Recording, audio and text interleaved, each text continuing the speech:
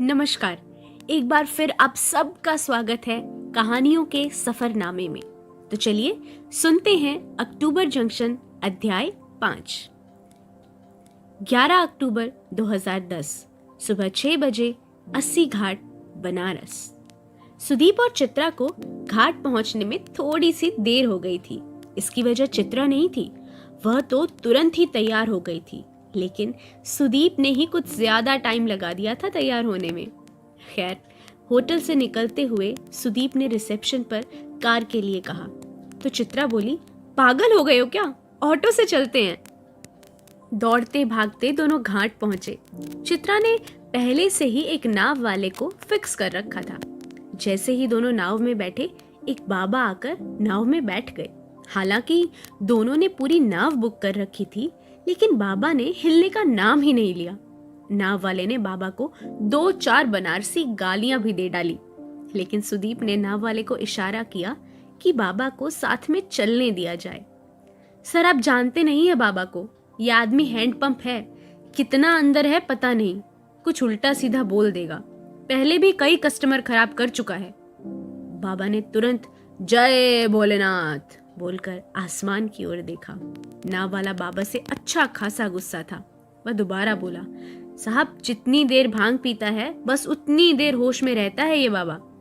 जैसे ही नाव चलकर घाट से थोड़ी दूर आई तो नाव वाला बोला, नौकरी चाकरी बेटी बेटा जो मांगना है मांग लीजिए गंगा माँ से। चित्रा बोली, रिटायरमेंट मांग लो। यह सुनकर नाव वाला बोला, अभी तो भैया की नौकरी नई होगी, दीदी आप अभी से रिटायरमेंट मांगने लगी। यह सुनकर सुदीप ने नाव में पड़ा एक कंकड़ उठाकर गंगा में फेंकते हुए कहा, अच्छी नौकरी ही मांग लेता हूँ। यह बोलकर सुदीप ने आंखें बंद कर ली। नाव वाला देख रहा था कि चित्रा ने आंखें बंद नहीं की थी। वह बोला, दीदी आप भी सच्चे मन से कुछ मांग लीजिए, गंगा मैया सदियों से सब देती आ रही हैं। उधर बाबा यह सब कुछ देखकर चुप थे। सुदीप ने आंखें खोलकर कहा, बाबा कुछ सुना दीजिए। बाबा के हाथ में मंजीरा था। बाबा ने कोई जवाब नहीं दिया। वह सुदीप की ओर चेहरा हटाकर आसमान की तरफ देखने लगे और 2 मिनट बाद सुनाना शुरू किया।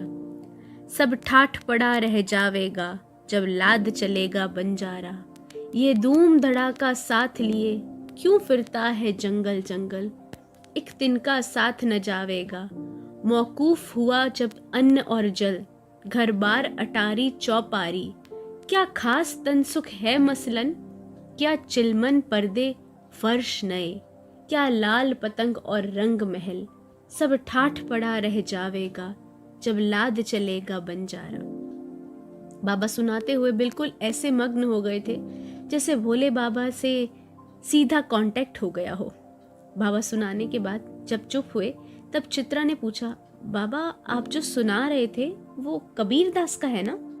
नजीर अकबराबादी नाम का बड़ा शायर हुआ था बेटी, वो भी कबीर था। तुझ में मुझ में इस लड़के में सबके अंदर कबीर है। इसके बाद बाबा बहुत देर तक कुछ न कुछ गाते रहे, लेकिन सुदीप को सब ठाठ पड़ा रह जावेगा जब लाद चलेगा बंजारा वाली लाइन चिपक गई थी। बाबा को नदी के पार रामनगर महल की तरफ जाना था। बाबा नदी की दूसरी तरफ उतर गए।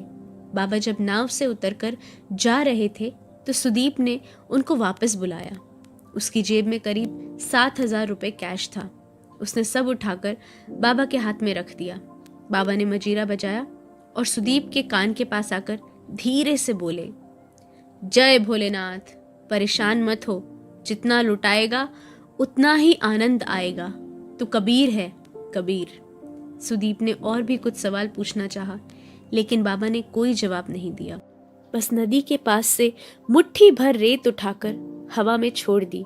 रेत कुछ देर तक उड़ती हुई नीचे रेत में जाकर मिल गई। नीचे पड़ी हुई रेत को देखकर यह पहचान पाना मुश्किल था कि हवा से उड़कर कौन सी रेत गिरी थी। बाबा धीरे धीरे चलते हुए नजरों से ओझल हो गए। हवा में रेत के मिलने और फिर से रेत में मिल जाने के हजारों मतलब हो सकते हैं। जैसे कि हर आदमी एक दिन रेत बन जाएगा, रेत जिसमें बैठकर लोग जिंदगी के बारे में बातें करेंगे, सुदीप को अपना मतलब तब तक भी नहीं मिला था। नाव वाला बोला, क्या सर, ये बाबा कुछ भी बोलता है, आपको इतने पैसे नहीं देने चाहिए थे। सुदीप कुछ नहीं बोला। चित्रा ने भी यही बात कही, तुम पागल हो क्या, ऐसे कोई पैसे थोड़ी उड़ाता है, इससे अच्छा तो किसी अनाथालय में पैसे दे देते। चित्रा यार प्लीज। सुदीप ने चित्रा को चुप रहने का इशारा करते हुए कहा। इसके बाद चित्रा ने कुछ भी बोलना ठीक नहीं समझा। सुदीप अभी तक नदी के किनारे वाली रेत को देख रहा था। सूरज अब तक ठीक से उग चुका था। सुदीप कभी घड़ी नहीं पहनता था, इसलिए उसने नाव वाले से टाइम पूछा। नाव वाले ने बताया कि करीब 7:30 बज चुके हैं। थोड़ी देर हो गई, सुदीप बोला। बनारस में किसी बात के लिए कभी देर नहीं होती, चित्रा ने स्टाइल मारते हुए कहा। देर नहीं हुई तो ये बताओ कि तुम्हें लाइफ से चाहिए क्या?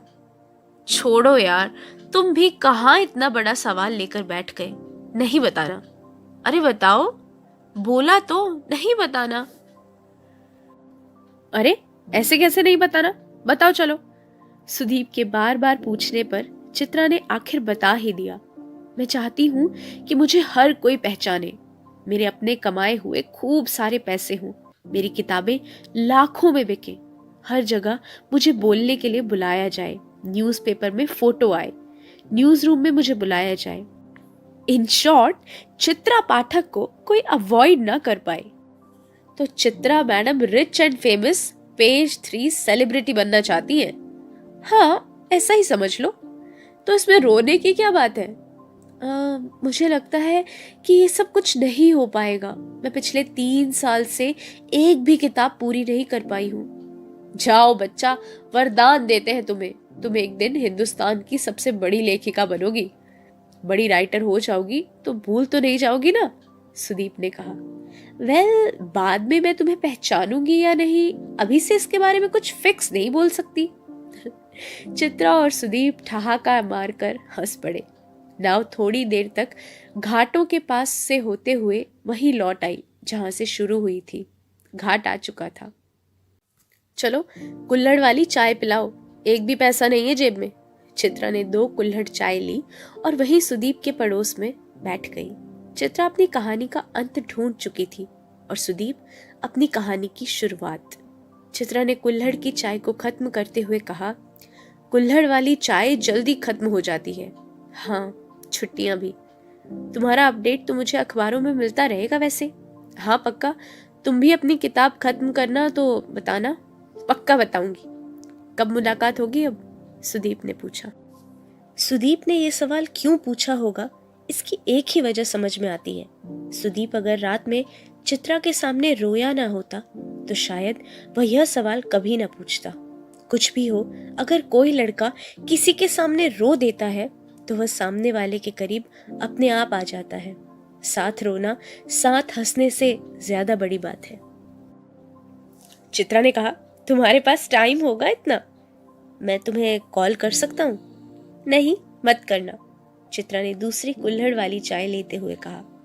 लेकिन फिर थोड़ा रुकी और कुछ सोचा और फिर कहा, हाँ, अगर किसी दिन बहुत उदास हो तो कॉल कर लेना। तुम उदास होगी तो तुम क्या करोगी? मुझे मालूम है तुम बहुत बिजी रहते हो, मैं परेशान नहीं करूंगी तुम्हें। ये वो पल था जब सुदीप को पहली बार अपनी जिंदगी से नफरत हुई।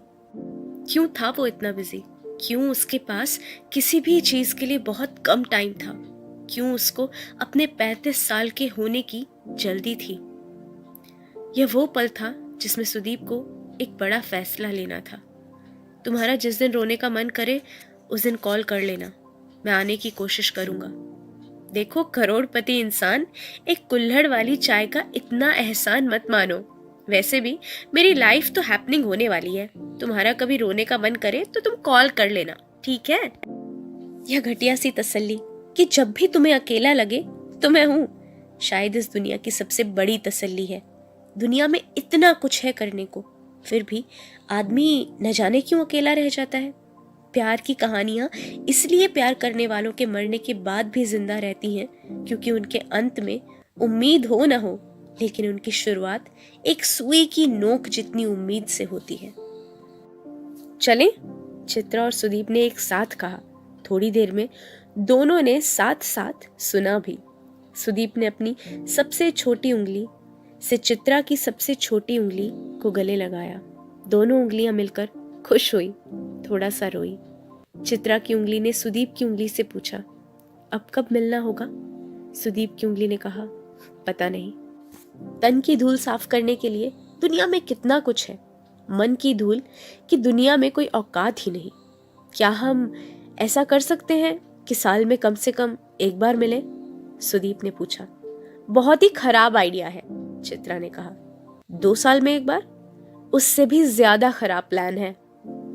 गंगा बनारस तक आते आते ठहर जाती है ताकि उसके पड़ोस में बैठे लोग भी ठहर सके। हम तब मिलेंगे जब या तो बहुत खुश होंगे या बहुत ज्यादा उदास, चित्रा ने कहा। ऐसे तो शायद कभी मिलना हो ही ना पाए। प्लान नहीं करते हैं सुदीप, मिलना होगा तो मिल लेंगे। चलो ये भी ठीक है। वैसे फ्लाइट कितने बजे है तुम्हारी? 5:30। और तुम्हारी? 6 बजे। चलो एक काम करता हूँ, एयरपोर्ट साथ चलते हैं, मैं तुम्हें होटल से ले लूंगा। तुम मुंबई जा रहे हो? हाँ, तुम बोलो तो दिल्ली से होता हुआ चला जाऊं। फ्लर्ट तुम पर बिल्कुल सूट नहीं करता। चित्रा घाट से उठ गई। दोनों वहां से चले गए। पास पड़ा कुल्हड़ कूड़ेदान में छलांग लगाकर टूट गया और टूटकर दोनों कुल्हड़ एक हो गए। गंगा जी ने दोनों को 80 घाट से साथ जाते हुए देखा था। पिज्जेरिया के वेटर ने दोनों को एक साथ देखकर हवा में आंख मारी। 11 अक्टूबर 2010 शाम 4:30 बजे बनारस एयरपोर्ट। सुदीप के हाथों में मुराकामी की वही किताब थी जो चित्रा ने उसे एक दिन पहले दी थी। चित्रा वहीं सुदीप के साथ बैठी हुई थी। उनकी अभी तक की बातें बहुत ही बोरिंग टाइप की हुई थी, जैसे कि अगर तुम मुंबई आना तो बताना, अगर तुम दिल्ली आना तो मिलना, अगर तुम किताब खत्म करना तो बताना, और अगर तुम शेयर बेचना तो बताना। सुबह 9 बजे से शाम 4:30 बजे तक के बीच में ही दोनों में काफी दूरी आ गई थी। चित्रा और सुदीप दोनों के लिए ऐसे किसी अजनबी से मिलना नया था। उन्हें समझ नहीं आ रहा था कि क्या बोले और क्या ना बोले। बस एक बात तय थी कि उन्हें कुछ न कुछ बोलना था। बातें होते होते रुक जाती थी, कहीं पहुंच ही नहीं रही थी। चित्रा की फ्लाइट का अनाउंसमेंट शुरू हो चुका था। उसकी फ्लाइट के सभी लोग लाइन में लग गए। वो वहीं कुर्सी पर सुदीप के पास बैठी रही। धीरे धीरे लाइन छोटी होती जा रही थी। लाइन में जब बस 2-3 लोग बचे थे तो सुदीप ने कहा, फ्लाइट छोड़ ही रही हो तो मुंबई चलो साथ में। मुंबई आकर क्या करूंगी, थोड़ा रो लेना। फिर कभी आऊंगी, चित्रा ने सुदीप की शर्ट से धागे को हटाते हुए कहा। फिर कभी नहीं आता, सुदीप ने एकदम सीरियस होकर चित्रा की आंखों में देखते हुए कहा। फ्लाइट का अनाउंसमेंट शुरू हो चुका है। चित्रा ने अपनी आंखों के समंदर को अपने रुमाल में कैद कर लिया। वह सुदीप को गले लगाकर उसके कान में फुसफुसाई, फिर कभी जल्दी आएगा। जाने से पहले चित्रा ने सुदीप की किताब को उसके हाथ से छीना और जहां उसने 10 अक्टूबर 2010 की तारीख डाली थी वहां पर उसने लिखा 10 अक्टूबर 2011। बस 1 साल बाद मिलते हैं। इसके नीचे चित्रा ने अपना नंबर लिखा। फ्लाइट अटेंडेंट ने चिल्लाना शुरू कर दिया था। चित्रा ने चलना शुरू किया। सुदीप ने चित्रा के लिखे हुए को छूकर देखा। सुदीप की छोटी उंगली अब खुश थी। उसने पूरे हाथ को खींचकर हवा में उठाया ताकि वह चित्रा को हाथ हिलाकर बाय बोल सके। चित्रा बिना पीछे मुड़े फ्लाइट में चली गई। उसने फ्लाइट में जाने के बाद पीछे मुड़कर देखा। खुश होना कितना आसान है अगर उसको एक तारीख से जोड़ दिया जाए। दुनिया को 10 अक्टूबर 2011 का इंतजार था। मुझे भी चित्रा और सुदीप के मिलने का उतना ही इंतजार है जितना कि आप सबको। कहानी में आगे बने रहने के लिए हमारे साथ जुड़े रहें कहानियों के सफरनामे में।